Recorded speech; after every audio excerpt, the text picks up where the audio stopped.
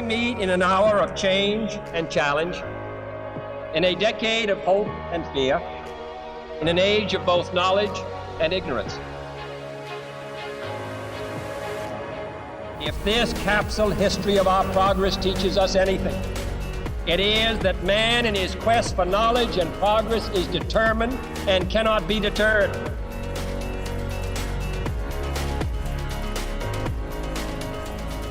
Because that goal will serve to organize and measure the best of our energies and skills.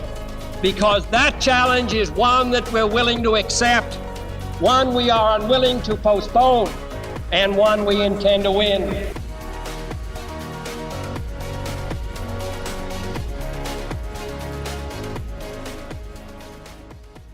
Hi, everyone. Welcome back to another episode of the Energy Impact Podcast. My name is Phoebe Lind, and I'm here today with Jacqueline Novogratz, who is the founder and CEO of Acumen. Welcome to the show. Thanks, Phoebe. I'm happy to be here. Great. Let's get started with a little bit of background. I'd love to know where you grew up. How did your background lead you to a career in impact investing? So I actually grew up in a military family, and so there was no specific where. I think I was in 10 schools by the time I got to 5th or 6th grade. And so my background was big family, 7 kids, moved around a lot, learned to be flexible, adaptable, and also probably scrappy. Had to learn to be an entrepreneur very early on. And all my siblings are entrepreneurial as well. I don't think I thought about, well, there was no impact investing when we were growing up. And in fact, I don't think I even understood what investing was. I did want to know the worlds, and I did want to do something good with my life. And so right out of university, I got what I would call an accidental job as a banker, a job for which I did not think I would apply. And that job took me to 40 countries over a 3-year period where I really got to understand the economic, financial, political lows that made nations what they were at a time when our nations were much more separate than they are today. And I would say that was the beginning of my understanding of financial markets, global issues, and it goes from there. I was like, that's a lot of travel for very early in your career. Why were you doing so much travel then? There was a program called Credit Audit, and interestingly enough, which is why it was also accidental, they tended to choose a lot of liberal arts majors who they thought would ask the dumb questions. And so they would take us around like little squads and literally send us to Kuala Lumpur for a month, where we would analyze Chase's portfolio from an operational, financial, and political perspective. Essentially, the risk profile, company by company, and then overall. And I loved it. But I would literally get a call from Kuala Lumpur, go home to New York. You've got 4 days. We need you in Buenos Aires. Wow. For me, particularly at that time, pre-internet, pre-cell phones, pre-even any awareness of any of these places, it was the greatest adventure of my life. I could go on and on. Just seeing culture and people and foods, and unlike today where you see Starbucks and McDonald's wherever you go, then you were literally moving into completely unknown worlds, except worlds I had researched and understood through literature and books. What surprised me was how much I loved numbers and finance, and understanding how investing could fundamentally take an idea, turn it into something real, create jobs, and before you know it, trading systems and railways and trucking companies, and each of them were different business models for different reasons. What I also saw, though, in that time, as you can imagine, in my early 20s of just great flourishing was how the poor were completely left out of that whole equation. And it was the early 80s was a time of great hyperinflation, and a lot of growing mistrust, particularly in Latin America, not unlike we are seeing in many of our countries today. And so that was a big turning point. I started to ask myself, what would it take to make a banking system that actually included the very people that were the backbone of building economies at the local level? And that led me to discover the Grameen Bank, which was microfinance, tiny loans made to women, proving Right. that even the poorest women in the world were great credit risks if you structured the loans appropriately for who they were. And whether it was reckless or visionary, I found my way to Kigali, Rwanda, and helped a small group of women. I was a co-founder of that nation's first microfinance bank. And what was the name of the microfinance bank? We called it Duterembere, which means to go forward with enthusiasm. I love And that. it was awesome. And the women were incredible. And we had all these dreams of changing everything, because literally the month I arrived, Napoleonic law from the 16th century was overturned. And for the first time in the country's history, women could open a bank account without their husband's signature. But we were looking at an average income level of $112 per year, financial illiteracy, mostly illiteracy in general, both numeracy and literacy, and a barter system where very little money even changed hands. So we were starting at the beginning of a modern economy in a way that I didn't understand at the time. That was another incredible education. What made you want to start in Rwanda? I mean, you did so many travels across the world. I'm sure you saw poverty in a lot of different situations and a lot of different problems you could start with. What made you want to start with microfinance in Rwanda? So, Phoebe, this is a terrible thing, but I did not want to start in Rwanda. I had never heard of Rwanda at the Was it time. another accidental job? It was another accidental job. You start to hear these stories when you look back and you think, was there some other element at work here? I loved Brazil. I tried very hard to get to Brazil. And even microfinance was for me more of a means than an end. But I wanted to start where I could start. And there were about 5 institutions globally that were doing these tiny $30 loans. And I thought that makes a lot of sense. But I couldn't find any opportunities in Brazil. And I was actually working in Kenya when this woman who I had met prior came into my office and asked me if I would go to her country, Rwanda, to start to see whether it might be feasible to start some kind of financial institution for women. It took me a long time to understand what country she was talking about. I thought she said Uganda. And she said, no, Rwanda, with a very thick Rwandese accent. I said, oh, you mean Rwanda, Angola? No, Rwanda. And I thought, okay, now. And I knew a tiny bit. It was a very small country in Central Africa. And I thought, hey, if African women are asking me to come and do a study in my skill set, with my skill set, I was going. And sure enough, I fell in love with the women. I fell in love with the country. And I thought, if the answer is yes, what are we waiting for? And that, I think, is the power of being young and I guess a bit naive, but super determined and ready to roll. And we did it. And we did it with rocket speed. And I saw that a small group of women, a small group of human beings, have the potential within themselves to change at least a small corner of the world. If you have the courage to start. And we were lucky enough also to have the luck that some of these founders with me were very, very connected and had power within the context of Rwandan society at the time. So you left your life as a banker behind and started a new career in Rwanda. How did you take that experience and then bring us up to speed to 2024?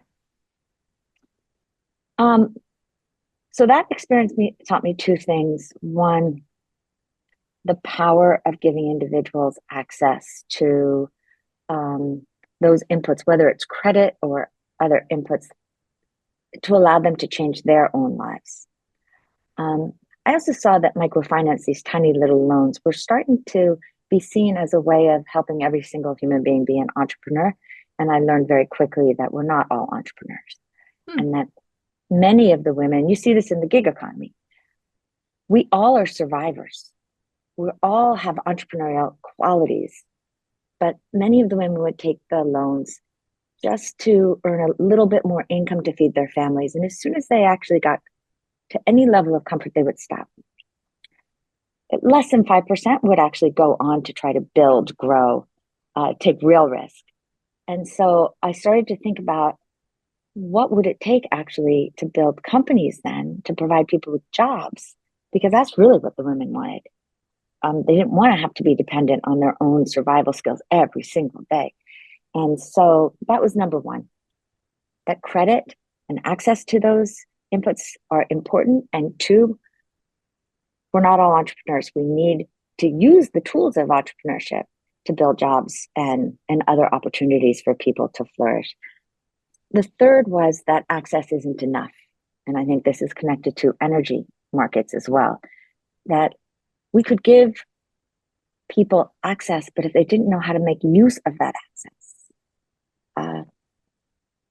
they weren't going to get themselves out of poverty, and we weren't going to create systems that changed poverty. So I started a bakery at the same time that I started this bank, so that I could learn what it would take to actually build a company.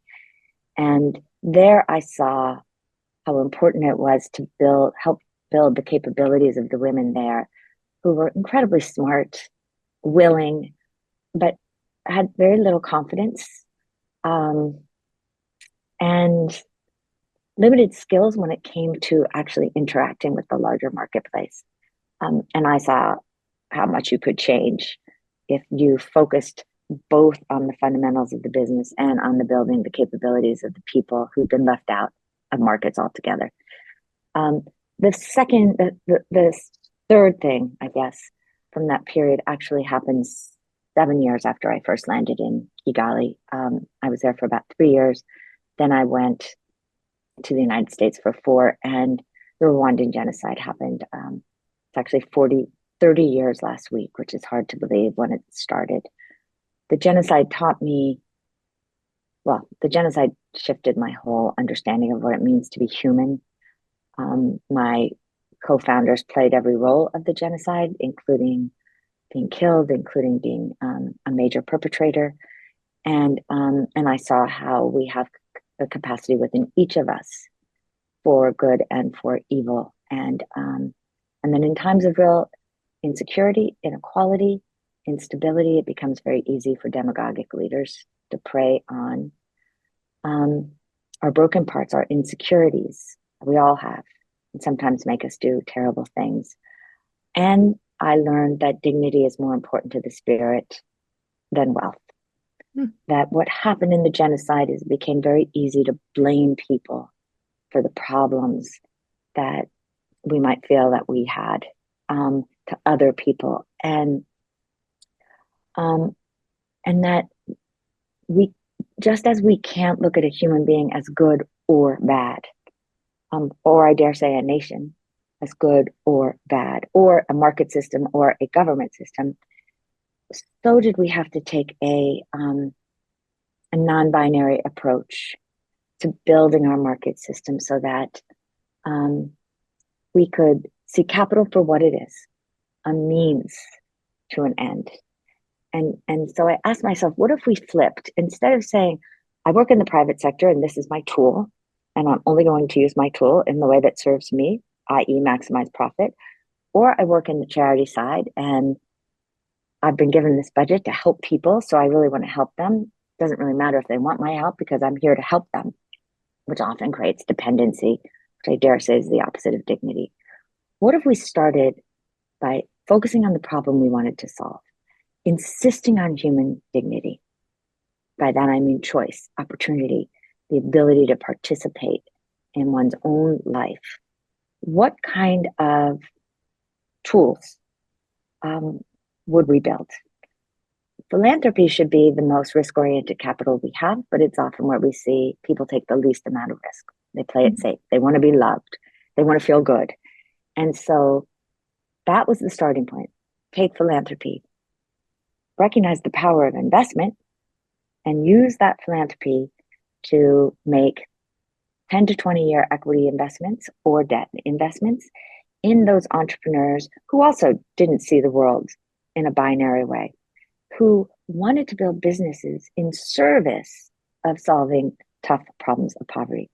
Could we take our investment as patient capital, make the commitment to that entrepreneur and her company, and then accompany the entrepreneur to help her build her capabilities, measure the impact as well as the financial returns, and any money that came back would be reinvested. And that was the beginning of Acumen. There was no impact investing. The world was very much, I make money in one pocket and I give it away in the other. And there was very little trust between the nonprofit sector and the for-profit sector, all of which made no sense to me. I appreciate the very deep care that you put into your work. I imagine bearing witness to the Rwanda genocide was both very impactful, somewhat traumatic, but also clearly inspired you to want to continue to do good work in this space. Looking at impact investing, it wasn't really called impact investing back then, but now you work on a lot of different projects related to economic challenges, social challenges, and increasingly a focus on energy and climate issues, as that is also a great impact on especially people in poverty. What were the first projects that you wanted to tackle as you were kind of opening this new space of impact investing? Well, the very beginning, I'm such a believer in starting where you are with what you have. And so at the very beginning, I knew East Africa. I understood this. Now we're back to 2001. I understood that India was this growing laboratory, particularly for healthcare and healthcare delivery systems. And that if you were going to make healthcare work for the poor, you had to find ways to deliver it at very, very large volumes and very, very slim margins. And I was fascinated by that. So we started working in healthcare, mostly health technologies, in East Africa and India, and learned a ton. Always had the idea that we would work in multiple sectors, finding ways to solve problems of poverty through investing in entrepreneurs. It was 2007 when, which was a really important year for the world. Tom Friedman wrote about it in his book, The World is Flat. Where all these technologies, undergrad as well, right? All these really technologies started coming together. So I would say for our first 6 years, we did a lot of wandering in the desert. The world was still very separate. 2007, it was clear that there was no electricity for 1.5 billion people. It was also clear that most people relied on dirty, expensive, tiny amounts of kerosene that they would use every day. It's what the United States and Europe used in the 19th century, and yet Africa and much of South Asia and East Asia hadn't moved beyond it at that point. There was talk then about big solar coming in, but again, the poor were fully left out. And so these two young guys, Nejib Tozum and Sam Goldman, came into our office with this $30 solar lamp, still at Stanford Graduate School of Business, and this big dream. And I think it's part of Acumen's ethos to say, well, no one else is solving it. Here you've got two guys with a vision, a willingness to start small. They have the humility of knowing what they do not know, which is pretty much everything. And we're willing to go on the ride with them. That's what we're here for. And so they were the first people we backed. And I would say they were my greatest teachers. I didn't really know anything about the technology of solar, certainly not even energy.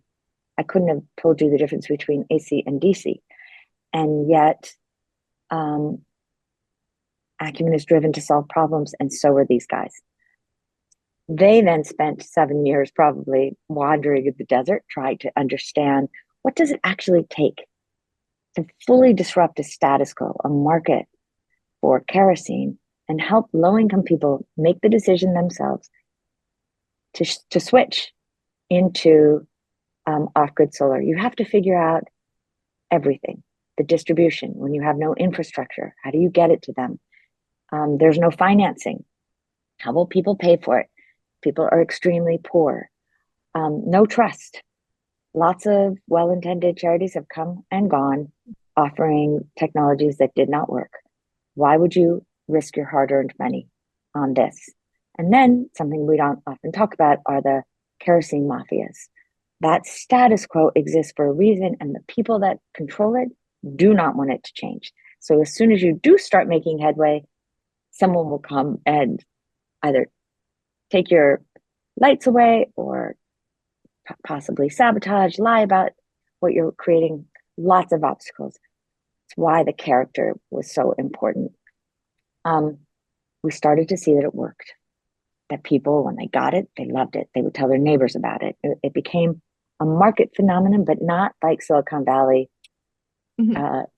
virality. And so we started investing in other off-grid solar energy companies. And then mobile banking came into play, 2011. Now you had your financing mechanism because the solar could combine with the mobile banking, and people could pay on a daily basis for their electricity. It's called pay as you go. Now you start to see companies hitting the J curve. Acumen then needed to help these companies raise more capital than we had with our philanthropy. And we started our first for-profit funds, one called Kawisafi, which means clean energy, so that we could then help scale the companies that we had invested in and others that we were seeing that were moving quickly. And then we started to see that we were part of building an ecosystem. Once you got people access to solar, and to give you a visual, it's about $150. You get 4 lights, a cell phone charger, a radio. You can upgrade to a television. And once people got that, now they were part of a modern economy. They had access to the world. They could see what they didn't have and ways that they could increase their income. And so over time, we started to see distribution systems being built. It was no longer just Coca-Cola. These were rural distribution to get people the lights and the electricity that they needed. So then you could distribute cook stoves, which are so critical for deforestation. Right. Then you could distribute solar televisions, which at first I was sort of uncomfortable with because it just felt like, are we building more materialism? But now we have an education company called Jacqueline Networks that reaches about 13 million people, kids a day, through mostly solar television. And people were now learning on their smartphones, connected to their cell phones. And now we're invested in electric motorbikes. And you can imagine a day when people are taking batteries from their motorbikes and bringing it home to bring even more power to their houses. And so, Phoebe, it's been so thrilling to go from literally not knowing what we were doing, but knowing that nobody else did either, and having the confidence to try, to 17 years later, seeing almost 250 million people have access to light and electricity that is affordable, that is clean, that is accessible, just from the portfolio of companies that Acumen has backed. And if anything has taught me that change is possible, it is this story. That is so fantastic. Thank you for what a journey that your company has had from that very first off-grid solar project. How much of your work today still has to do with, access to electricity and energy? I wish it was zero, but we still have 700 million people in the world who have no access to electricity. So while the world has more than halved those who have it and those who do not, we're now at a place where reaching SDG 7, the Sustainable Development Goal for universal electrification, is within our means, but it will take even more what I would call moral imagination, more radical constructs of how we raise and deploy the right kind of capital to support those still intrepid entrepreneurs in countries that have been completely overlooked. If you think about the 700 million, a good 50 to 70% will get access to electricity from the markets that have been built. But there'll be about 220 million people remaining who will not be reached unless we take some dramatic steps. And so our latest focus has been something we call the hardest to reach, which is taking a look at those countries where electrification rates at the high end are 45% and go down to 2%. Imagine electrifying a country with 2%. Developing a nation with 2% electricity in 2024. What country is that? South Sudan. Chad has 4%, Malawi has 14%. Mm-hmm. It's really shocking when you start to look at it. And yet, we talk about Africa, we talk about all this potential. The potential is incredible. We don't put together the fact that the potential is incredible. You've got all these young people now with smartphones. They see what's happening around the world.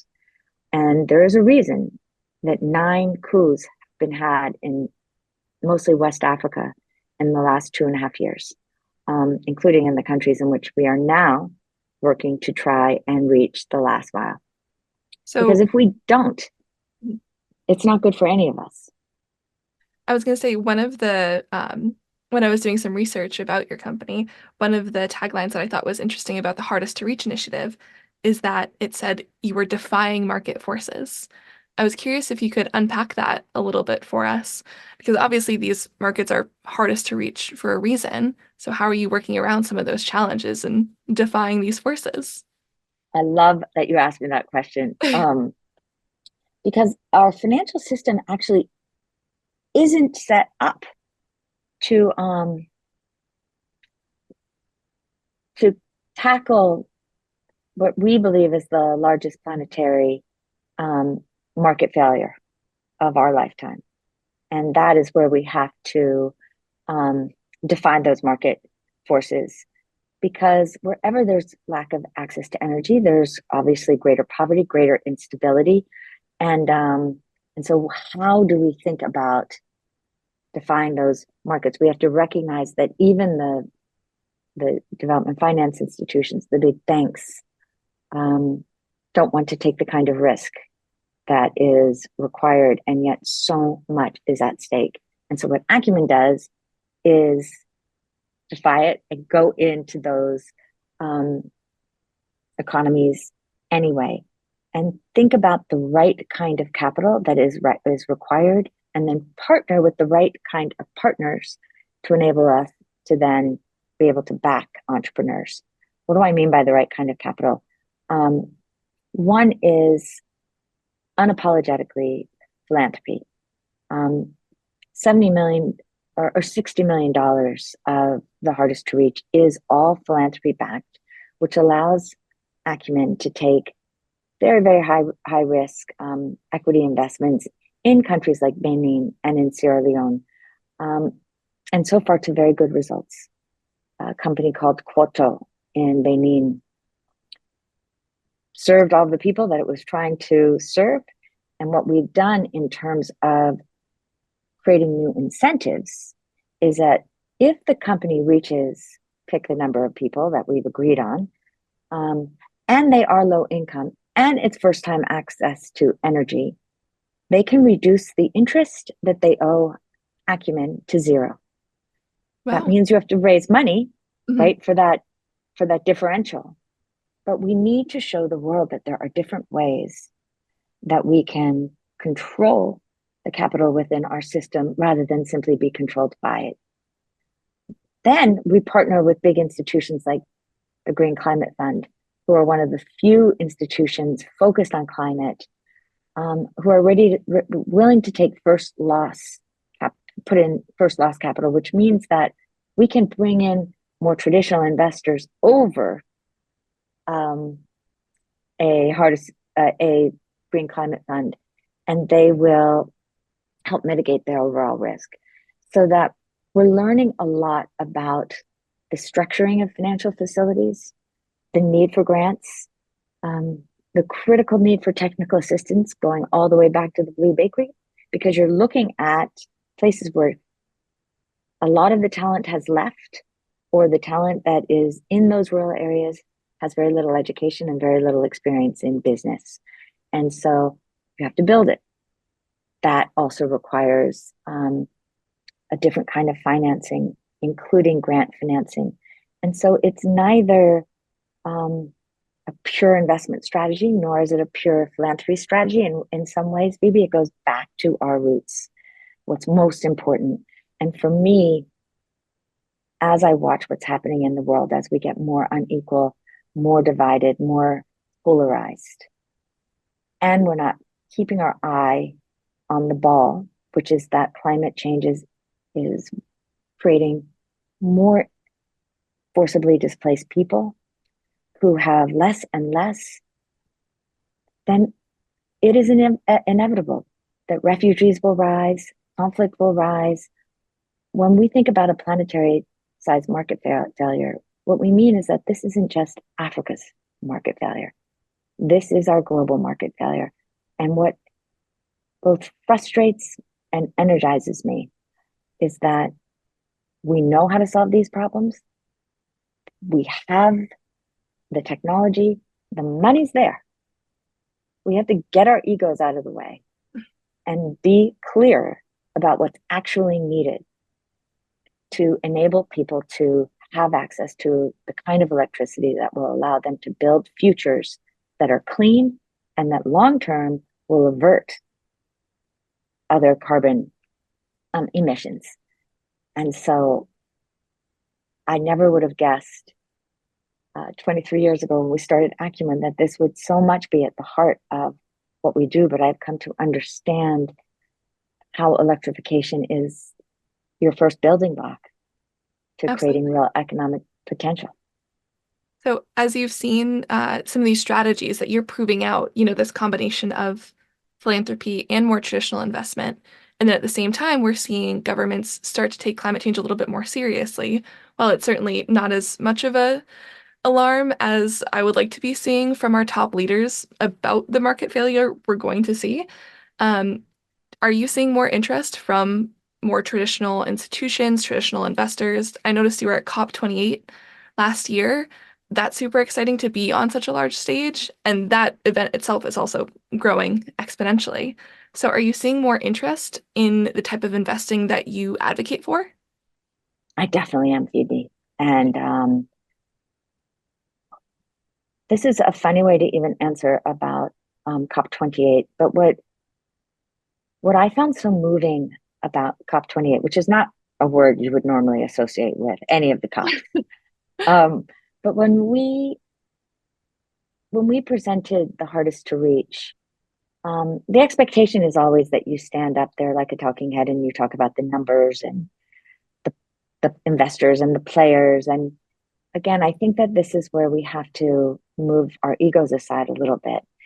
And instead, it was my team's idea. They really pushed me to speak at a more human level about what we're doing and why this group of partners who are coming together is so unique. Because the partners behind Hardest to Reach include the Green Climate Fund, as I said, who I think is a real hero in this space. The Rockefeller Foundation and IKEA Foundation as part of what's called the Global Energy Alliance for People and Planet, USAID through Power Africa, and Shinhan Bank, the largest commercial bank in Asia.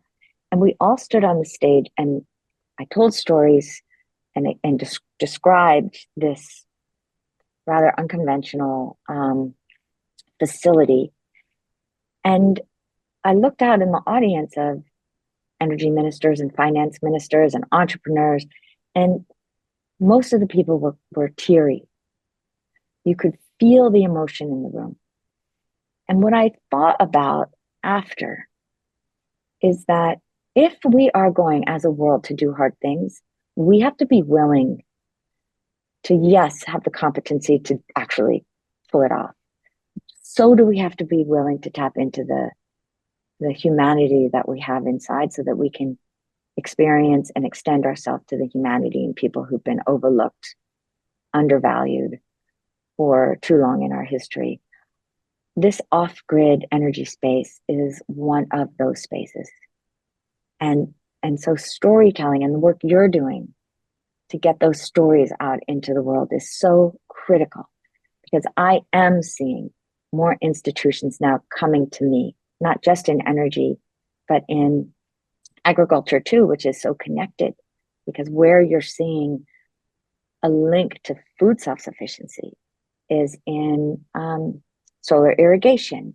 Our company is called Biosistema, but it's a company that essentially takes cow manure and converts it, traps the methane, and allows people to cook with methane gas rather than send the methane into the environment. And biodigesters. All of this is starting to happen. It's all connected. And again, it's why I'm grateful for the work you're doing and getting stories and ideas out, because we need both. That makes my heart so happy to hear, the impact that you're seeing in the world too. But yeah, I love the element of storytelling and all of this, like bringing it down to the human level. That's also why we like to go in deep on people's backgrounds too, and what inspired them to get into their work on energy, because it is also so important to the way humans everywhere, get to grow and evolve and have better lives. But looking forward a little bit, what are you seeing as the future of investing in clean energy projects or key investment trends that you think might take us to the next level? That's such a great question. Well, as we look at our energy work across from the hardest to reach, which is clearly the hardest, to what we would call productive use, where we're investing in the next level. So once people have that basic access to energy, how do they make use of it? Because in Africa, the underutilization of some of the energy capacities is also an issue. So I'd say at the first level, then, it's productive use, from hair cutting to some of the agricultural innovations that I'm talking about, which are fundamental game changers, to milling, to motorcycles, and therefore getting things from place to place, to cold storage and freezers for not just your vegetables, but for your fish and for your meats. I was just in Nigeria and it was probably 107 degrees outside. The power of that, when you think that we have wasted 40% of our food before it reaches the plate in the developing world, and the importance, again, of energy for cold storage, for transport, for enabling people to even have access to agriculture information. So that's that next step. Then there's another step, because if you look at Africa, especially, you've got a lot of green energy. There's enormous potential for manufacturing and for assembly that we have not seen enough of. And so my hope is that there will be green pathways out of poverty. And that's what we're also starting to work on, where you can replace the diesel that people are using for much larger parts of the work that they are doing, and build that manufacturing capacity that is fully driven by solar or geothermal, or probably a combination of both, whereby you can make use of the incredible youth on that continent, and yet recognize that your overall energy costs are much lower and therefore bring more investment capital in.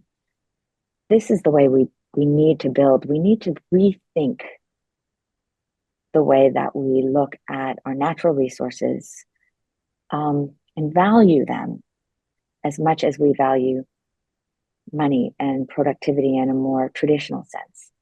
I guess that's the bigger meta picture. Like you keep talking about human resources and our natural resources.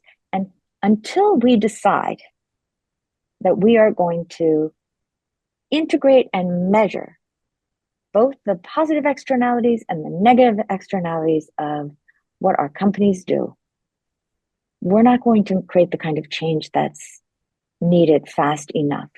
And so I'd say the meta obsession of mine is to use all of these examples in the as part of the larger framing of what do we value and how do we build a world where we are living and making good on those values rather than talking about them, but continuing business as usual, where some people make a lot of money at the expense of our natural world and of our human beings who are so critical to our shared future. Absolutely. Just reflecting on our conversation already, I know I will be walking away from this very inspired. If our listeners are feeling similarly inspired by your work, or if they're interested in this area of impact investing, where can they find more information, or what can they do to get involved? The easiest place is at Acumen, www.acumen.org on our website. And we haven't fully launched the newest one, but it will soon be out. And I think then it will be an easy place to find work we're doing in energy, in agriculture, in education, in healthcare.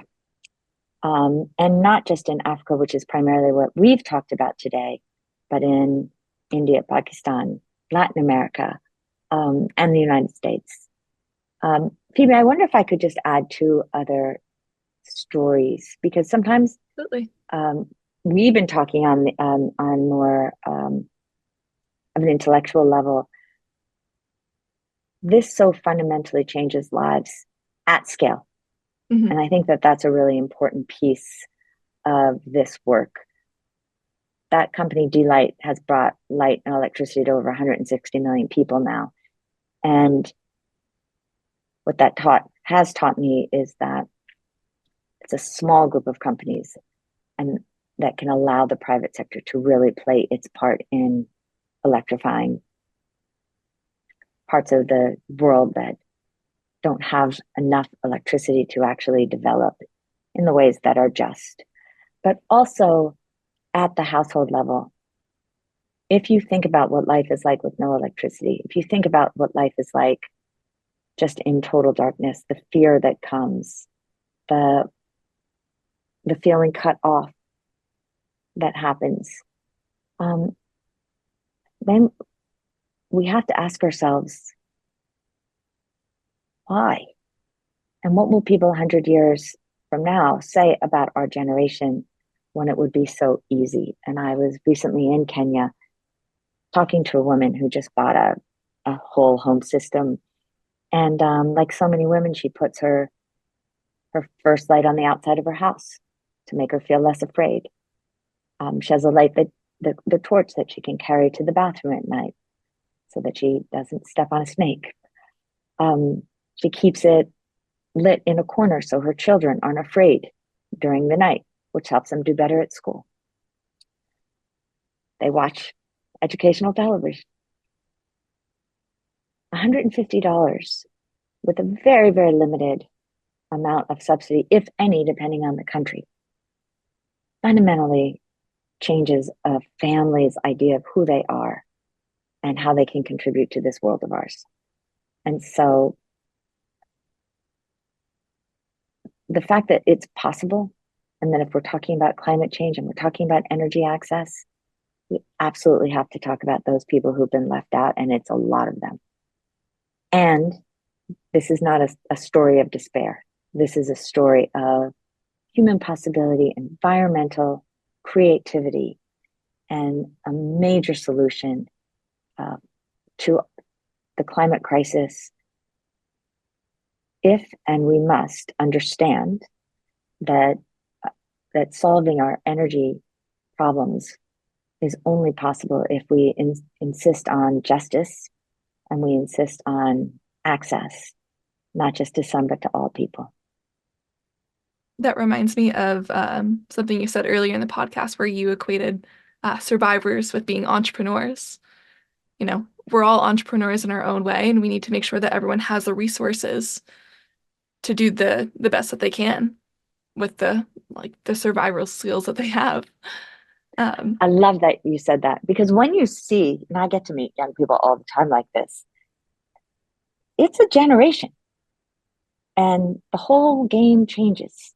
I was literally just in Ghana with a poultry company that we're invested in. The holdco is called Hatch, but all these stories are not overnight stories. This is a 12-year story, but 12 years ago, these two guys who'd never seen it or never held a live chicken in their lives started a chicken company in Ethiopia. And one of their first hires was a young guy that grew up in a village through an illiterate mother, really fully isolated. And she didn't want her child to also be illiterate and have a life like hers. Got him into college. He wasn't really his choice, but he ended up studying veterinary sciences, and luckily got hired by this company where everybody was making things up in the beginning. And long story short, the Seha is a doctor who now works in Ghana, taking that model to West Africa as part of an overall conglomerate that has, in this year alone, sold 43 million chickens to 4.5 million smallholders, injected about $820 million into local economies so those smallholders can have a hedge against climate crisis, because chickens are foragers. They don't need to be fed. They provide protein for their children. And for me, this is a story of adaptation, about resiliency, about opportunity, and about recognizing that we can look at the poor in two ways: as hungry mouths to feed, and as a burden, and you're hearing this in too many of our politicians today, or we can see them as us, just like us, with all of the dreams and capabilities and desires to contribute. And at the end of the day, I've seen so many of these multi-generational stories where people who grew up really with no resources get a little bit of access and fundamentally change the world. And I just can't imagine more important work, more exciting work, more fulfilling work. Well, I'm certainly happy that you found the career that you did in this case. Thank you so much for coming on the podcast today. It has truly been a pleasure to speak with you and learn about your journey. Do you have any final messages for our listeners? Well, you really care about energy, Phoebe. Yes. And so I think, I'm part of a group that also invests in big energy. And so I am so excited by what I'm seeing in how we're decarbonizing the shipping industry. And we are decarbonizing the airline industry and certainly the auto industry. And all of that needs to be done as fast as we can. And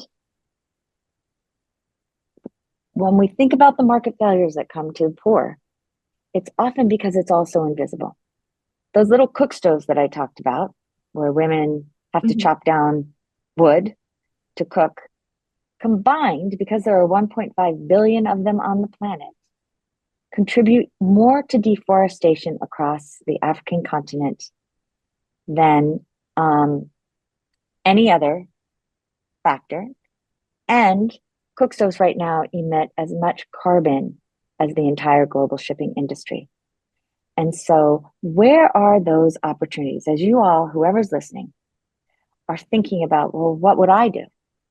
And if I don't know anything at this big scale, where do I contribute? What I have learned is that so many of the real innovations start extremely small. A guy that sees all of these trees getting cut down and wants to do something about it, or recognizes that 1 in 3 people have no access to a toilet,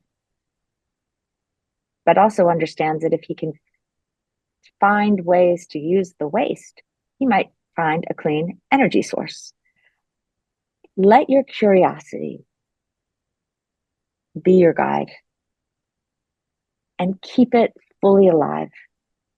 Just make sure that we include the people who we too often overlook, because they are at the heart of building a world that we're all proud of. And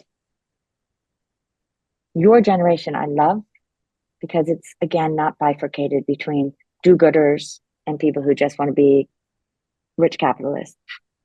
There's a deep understanding that this is a moment to do hard things.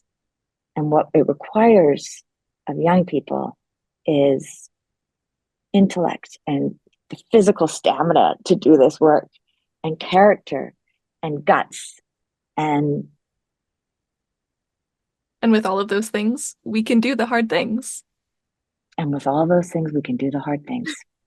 And there's no more meaningful, I'm not saying it's the happiest on a daily basis life, but there's no more meaningful way to live, to build a community, and to know you have contributed, and most important, to know that with everything swirling around us, you have tried. And in trying, you become a beacon of hope.